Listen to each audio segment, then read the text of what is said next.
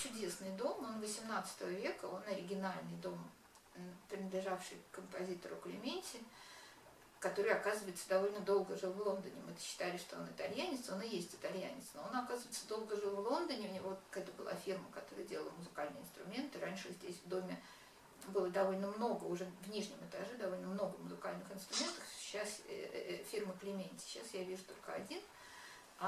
Вот.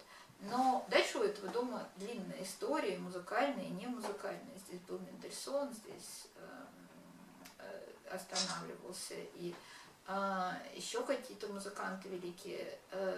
И литературная история большая. В частности, у этого дома, вот последний его хозяин, Том Стейси, которому сейчас уже, наверное, 80 с чем-то лет, он написал, он довольно известный писатель и журналист, и издатель, и он, по-моему, владеет этим домом лет 25. И смешным образом здесь живут его какие-то вот старенькие друзья, видимо, вот с тех примерно пор, когда он в этот дом вселился, вот так они, значит, с ним вместе тут и живут.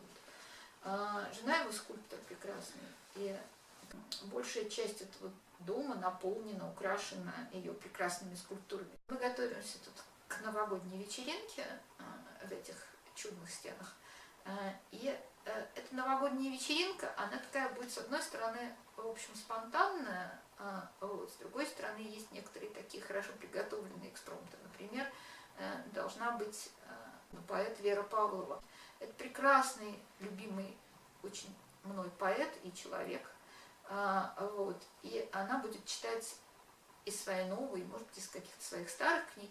И я призываю всех, всячески призываю придумать, что они, какой свой творческий вклад они могут внести, какую творческую лепту. Потому что, конечно, было бы очень радостно, если бы каждый что-нибудь такое сотворил. Вообще с этим домом беда в том, что он старый и рассыпается.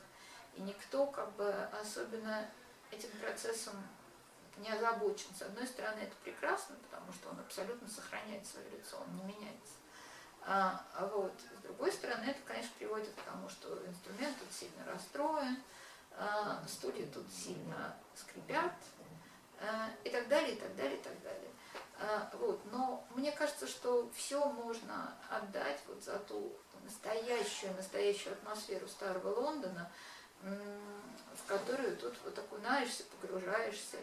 И здесь есть какая-то тайна. Такие живут странные, совершенно диккенсовские персонажи, которых иногда встречаешь там на лестнице или вот в этом каминном зале, где они сидят и греются. Такие странные диккенсовские старики.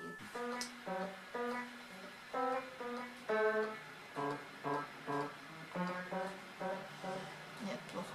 Мы комбинируем языки, и мы стараемся показывать русскую культуру. Мы стараемся прорубать окно в Европу, с одной стороны, для русских, а с другой стороны, прорубать окно в Россию для иностранцев. То есть мы стараемся наводить мосты и строить арки.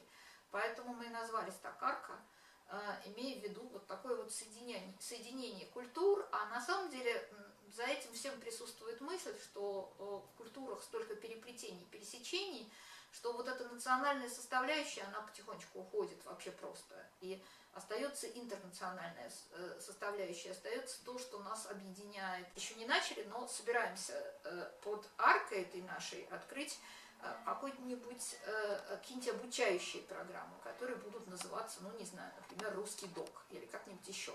Мы еще не придумали.